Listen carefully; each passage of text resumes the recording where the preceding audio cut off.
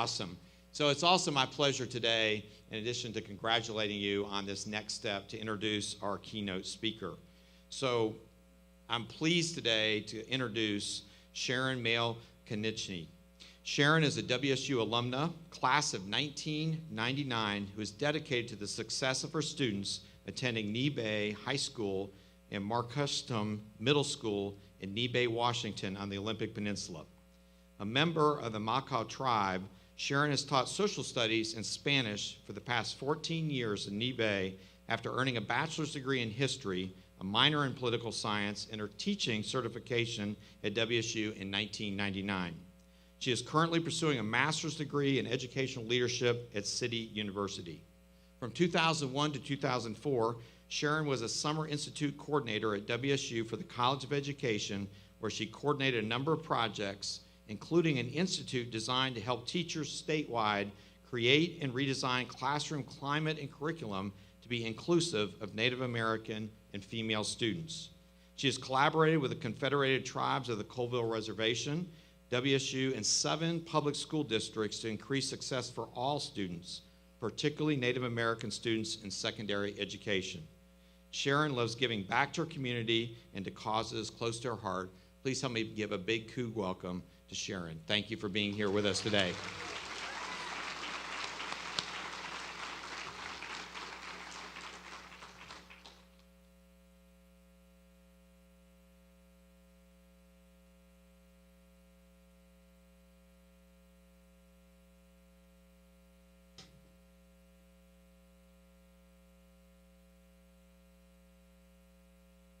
Good evening, elders, parents, graduates. Makes me cry. Faculty and staff. First of all, I would like to recognize and give thanks to the Nez Perce tribe. As we know, or you may not know, this great university of ours sits on their land, so thank you.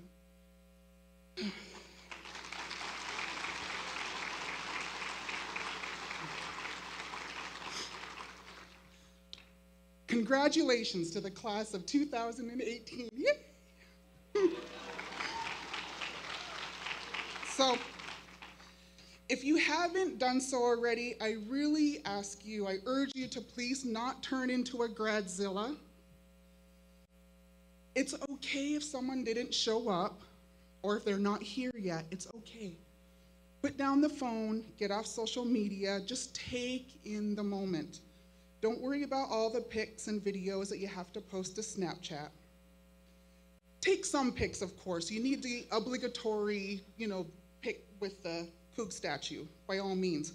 But if there's a line, it's okay. Just chill, wait your turn, enjoy every moment.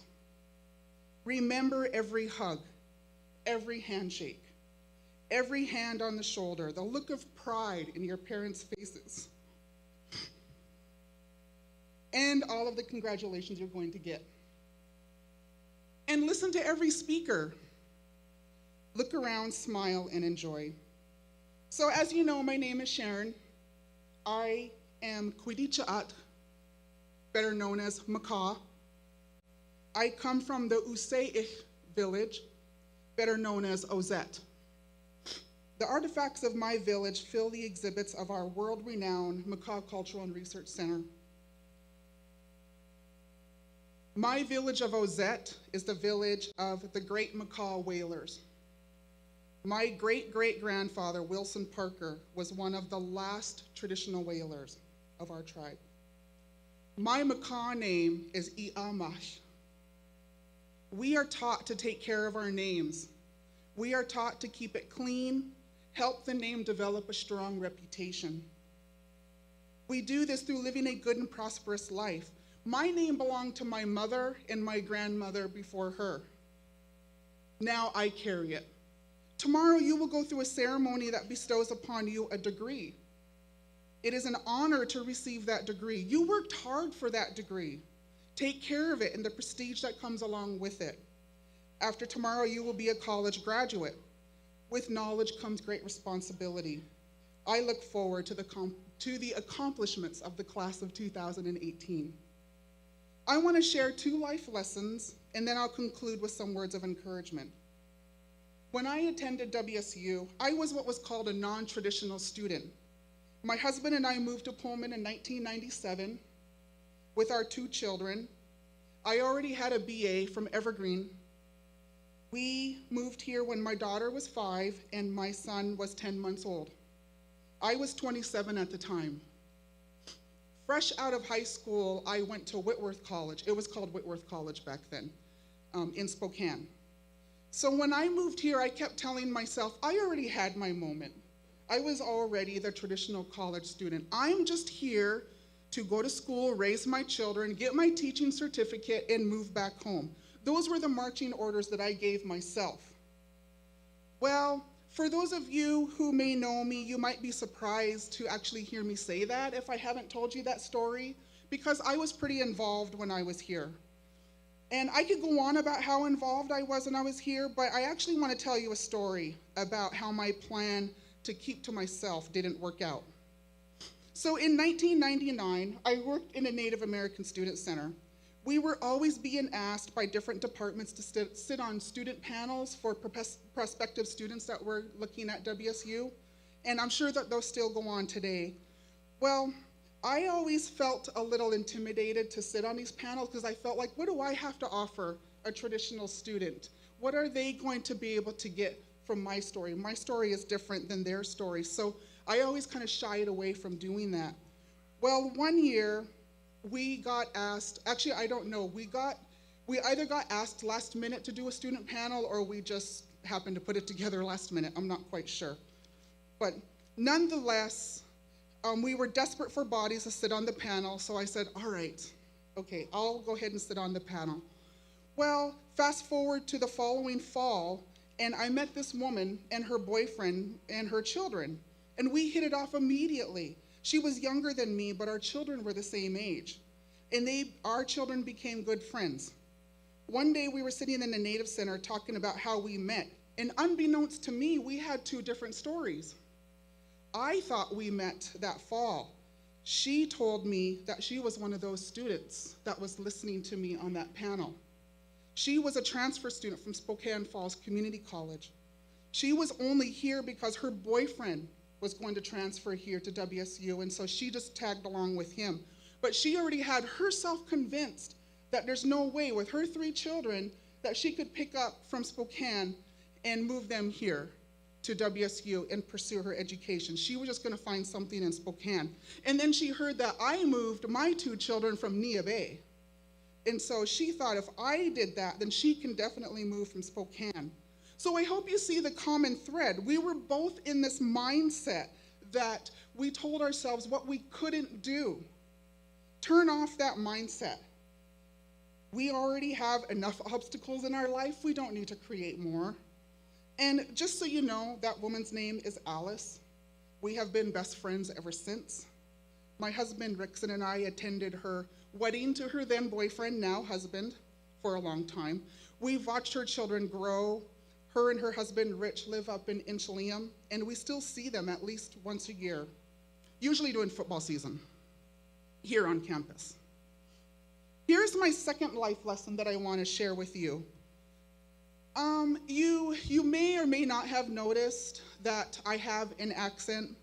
I can't tell because, it's my own accent. I'm not sure if it's weak or it's strong.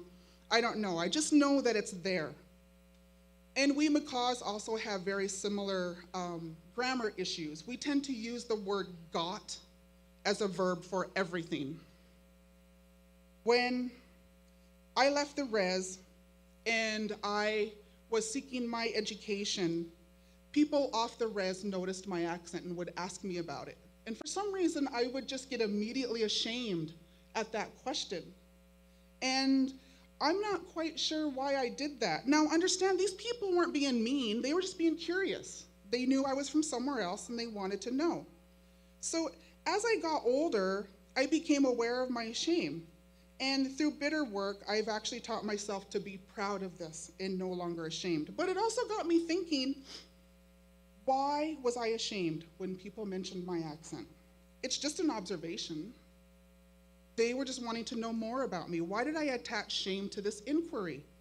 So even though I haven't done a full investigation into this issue, I realize that throughout my years of being raised on the res, I most likely received some overt and covert signals from the dominant society that I was inferior.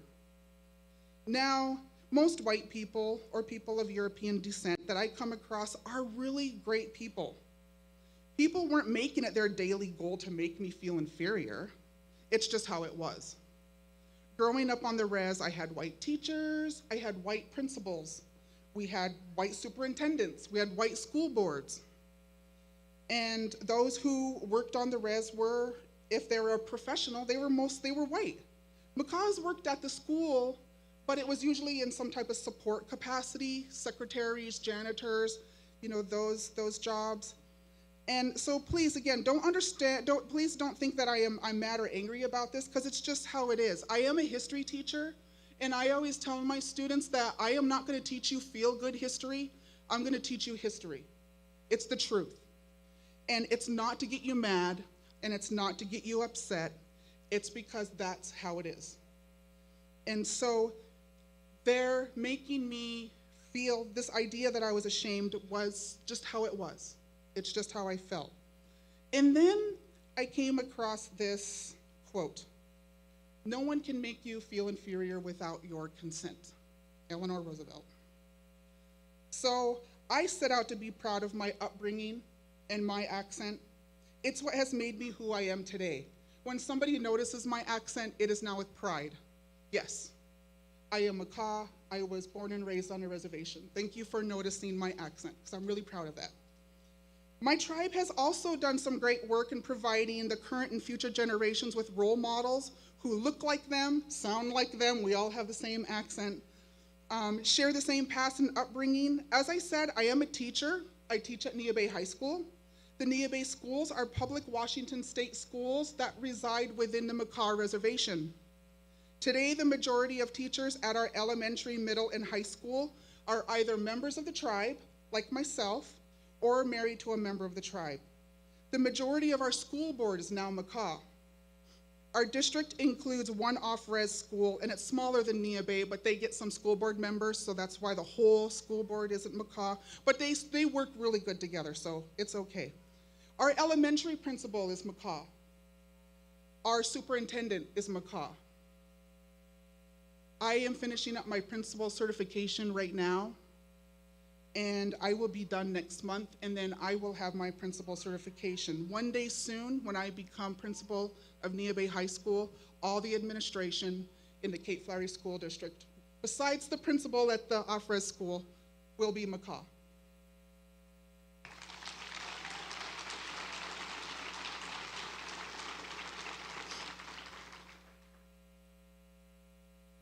So as President Schultz was referring to, us Cougs, we stick together. We're a pretty close-knit family.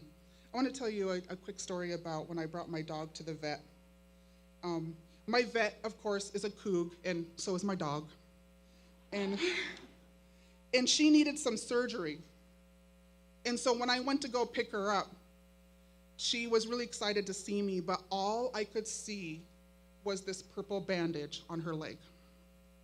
I was horrified, and I just really tore into the text. She's just really trying to tell me how to care for my dog, and I'm just like, but that purple bandage. And I was like, what? Why did you do that? Didn't you see her collar? It says WSU. She's a Coug. I'm a Coug. We don't do purple. Her leg's not gonna heal right. I know it. It's not gonna heal.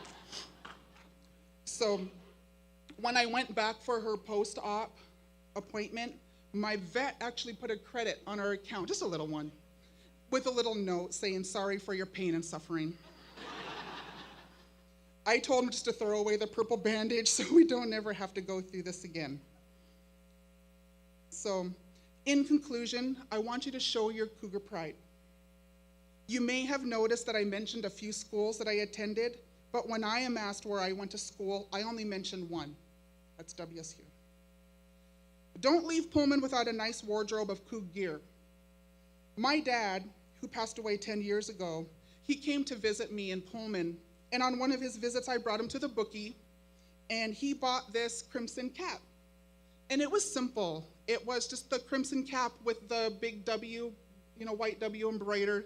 It was honestly the only one that could fit him. He has a really big head. And so he took it, and he was very happy with his purchase. Well, years later, my stepmom told me that he wore that darn hat, that's her words, every time they left the res. And it became old and frayed, and she just got to where she was embarrassed that he kept wearing this old hat. And she was begging him, please stop wearing that hat. It's obviously really old. But he wouldn't do it. So finally she asked him, she goes, why? Why are you so concerned about wearing this hat every time you go out? And he simply said, because people talk to me. He was proud of their recognition. Sorry, my dad died. He was proud of their recognition of being part of the Coug family and all the Go Cougs that he got. So wear that Coug gear. You have a lot of Go Cougs in your future. And again, congratulations, class of 2018, and welcome to the Cougar alumni family. Thank you.